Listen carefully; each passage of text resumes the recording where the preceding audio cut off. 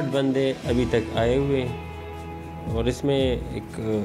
नया जो स्क्वाड बना हुआ है TS वाला, एक बंदा वहाँ का था और दूसरे बाकी आम कांस्टेबल थे, तो ठीक हो के चले जा चुके हैं।